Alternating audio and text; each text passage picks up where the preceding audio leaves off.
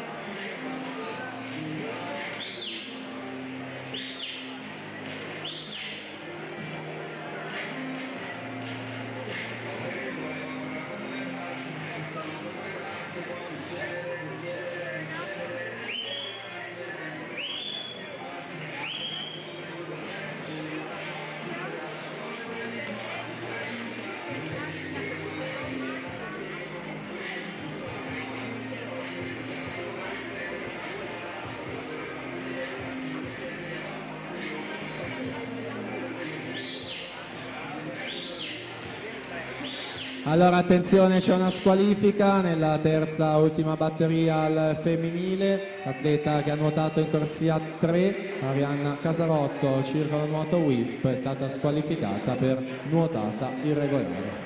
Dunque siamo all'epilogo di questa prima batteria del settore maschile. Alessandro Visintin 2:20,08 sul Tobias Asfalti 2:20,22.